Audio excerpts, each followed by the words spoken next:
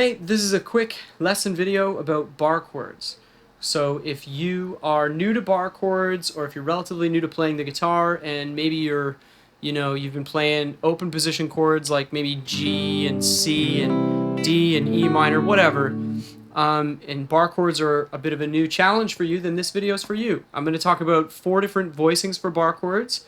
And at the end, I'm going to talk about how the technique for bar chords is a little bit different than some of the open position chords that you might be more familiar with.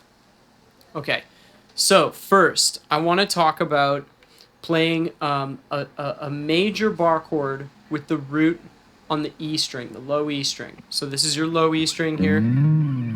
And what I'm going to do is I'm going to play a major bar chord with the root on the low E string. So the chord itself looks like this. Right? And what we're playing right there is a G major chord. So I'm playing the 3rd fret of my E string, and that finger is barring right across everything. So make sure when you're barring to be close to the fret. So that index finger is barring across everything on my 3rd fret. Then I've got my middle finger on the 4th fret of my 3rd string, ring finger on the 5th fret of my A string, my 5th string, and my pinky on the 5th fret of my D string, which is my 4th string. So that's a G major bar chord. And the root of that chord, the G, is right here on my 6th string, on my E string. So this is a movable bar chord shape, which means that if I take this chord and shift it down here to my 2nd fret, it's still a major chord. The only thing that changes is the root. So this is a G major chord. If I move it back, that's a G flat or an F sharp major chord. If I move it back again, that's F. So again, on the 2nd fret, F sharp or G flat, G sharp or A flat on the 4th fret, G major, or A major, sorry. So that's major bar chords with the root on the low E string. And if you want to make that chord minor, so I'm going to go back to my 3rd fret, back to my G, all you have to do is remove your middle finger from that chord voicing. So now you're barring a lot of stuff right across your 3rd fret. And you can hear how big of an impact that one single difference has on the quality of the chord. Now it's a G minor chord, just the same as before. If I start sliding it up or down the fretboard, it's still a minor chord, but what's changing is the root. So this is a G minor chord. This is G sharp or A flat minor. This one here is A minor, A sharp or B flat minor, right? And you can slide those anywhere across your fretboard. The only thing that you can't, that's a little bit different is if I start to, rather than playing the root of these chords on my E string, if I play them on my A string, which is my 5th string, sort of changes the shapes of them a little bit. So now I'm going to play the 3rd fret of my A string here. Now if I play what would have been, this is the same shape that we used for G major, but I'm playing everything 1 string thinner, so I'm playing nothing on my low E.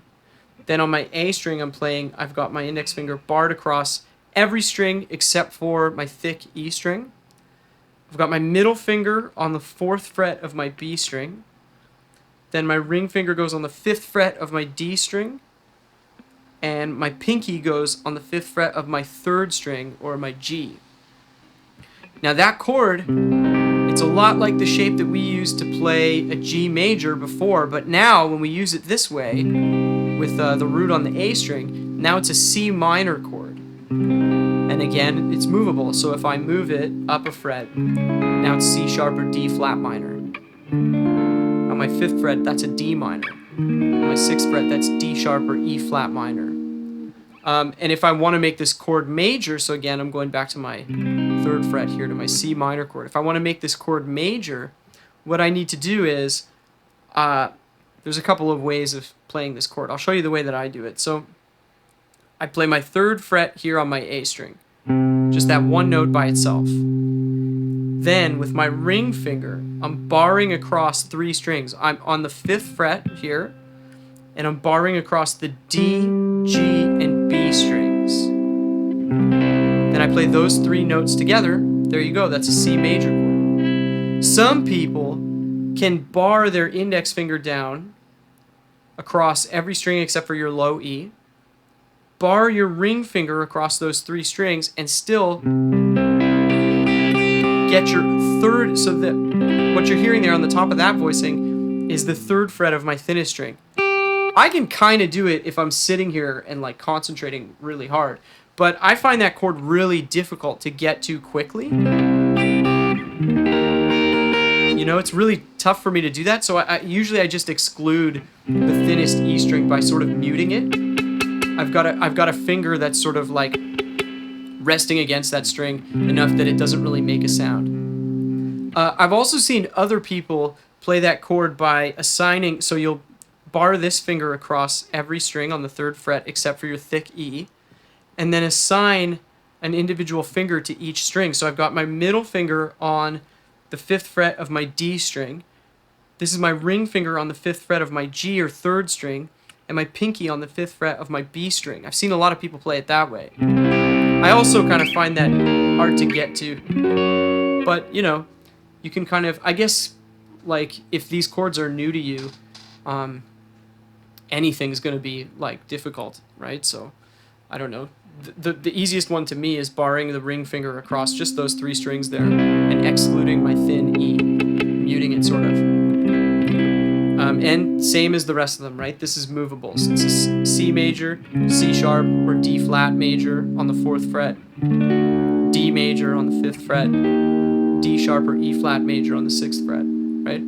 So now what I want to do is I want to talk about some of the differences in the technique between some of the open position chords that you might already know and bar chords.